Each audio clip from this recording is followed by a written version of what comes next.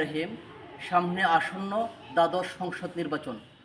আমরা জানি সংসদ নির্বাচনে এখন চারদিকে এমপি প্রার্থীর ছড়াছড়ি। শত শত এমপি প্রার্থী তারা এমপি হবেন এবং নির্বাচনে বিভিন্ন ইশতেহার কিন্তু তারা দিবেন এবং দিচ্ছেন। আজকে আমি যে বর্তমান যে সরকার আছে, যে প্রশাসন আছে, তাদের কাছে সাধারণ জনগণের একটাই চাওয়া, সেটা হচ্ছে নির্বাচনী ইশতেহার দেওয়ার পর একজন সংসদ সদস্য হওয়ার পর উনি কিন্তু ন্যাম ভবনে চলে যায়। উনি কিন্তু আর এই যে উপজেলা পর্যায়ে সাধারণ জনগণকে যে ইশতেহার দিয়ে যায়, ইশতেহারের কিন্তু 20% বাস্তবায়ন হয় না। হ্যাঁ, যা খালি বলে ছলাকলা করে মানুষকে একটা ভুলভাল বুঝিয়ে পার পেয়ে জাস্ট খালি সংসদে চলে যাওয়া হচ্ছে। মূল লক্ষ্য আমরা অতীতে কিন্তু তাই দিকে এসেছি। এমন একটা আইন হওয়া উচিত বাংলাদেশে যে নির্বাচনী ইশতেহার যে দিবে এবং সংসদ সদস্য হলে তার এই ইশতেহার 100% বাস্তবায়ন করতে হবে। এবং একজন সংসদ সদস্যকে গৌরীপুর এবং প্রত্যেকটা উপজেলা কম্পাউন্ডে তার একটা অফিস থাকতে হবে, জনগণের সাথে তার সম্পৃক্ত থাকতে হবে।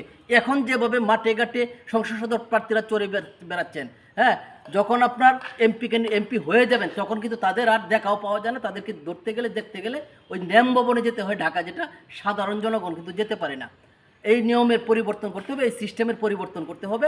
প্রত্যেকটা উপজেলায়, বাংলাদেশের 300 আসনের 300 উপজেলায় সংসদ সদস্যের 300 অফিস করতে হবে এবং তাদেরকে বাধ্য করতে হবে প্রতি মাসে অন্তত 4 দিন এই উপজেলা কম্পাউন্ডের ভিতরে তাদেরকে অফিস করতে হবে, যাতে সাধারণ জনগণ এমপিদের সাথে মত বিনিময় করতে পারে, তাদের সমস্যা তুলে ধরতে পারে। এটা কিন্তু সময়ের দাবি। এই আইনটা অতি দ্রুত প্রয়োগ করা, বাস্তবায়ন করা কিন্তু খুবই দরকার। আজকে সাধারণ জনগণ কিন্তু এখন যেভাবে এমপি সাহেবরা জোরাজোরি করে কোলাকুলি করে এমপি হয়ে যাওয়ার পর, শপথ গ্রহণ করার পর কিন্তু তাদের আর চেহারাও দেখা যায় না। আরেকবার আবার নির্বাচন আসলে নির্বাচনের 3 মাস আগে তারা এলাকায় এসে কিন্তু আপনার দেখবেন ওই যে জনসংযোগ করা শুরু করে দিয়েছে।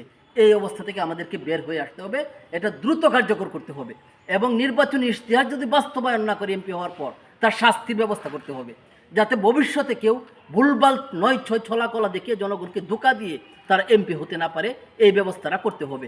এবং উপজেলা পর্যায়ে 300 আসনে 300 উপজেলায় অবশ্যই একটা অফিস সংসদ সদস্য থাকবে, যেটা উপজেলা পরিষদ চেয়ারম্যানের যেটা থাকে, এরকম এমপিরও একটা অফিস আমরা দাবি করতেছি এবং এটা জনগণের দাবি। এটা কিন্তু করাই লাগবে। যদি না করা হয় তাহলে কিন্তু জনগণ থেকে ওই এমপি সাহেব কিন্তু বিচ্ছিন্ন হয়ে যান এবং ন্যাম ভবনে একজন সাধারণ জনগণ কিন্তু তার দাবির কথা ওই ন্যাম ভবনে গিয়ে তুলতে পারে না, বলতে পারে না।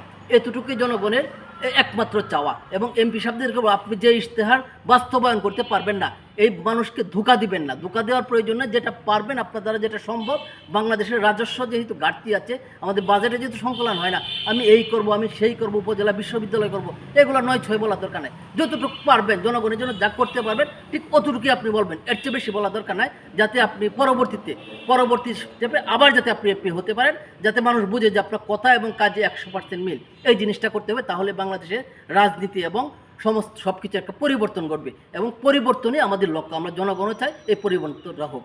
সকলে ভালো থাকবেন। গৌরীপুর উপজেলা পরিষদ, ময়মনসিংহ। আল্লাহ হাফেজ।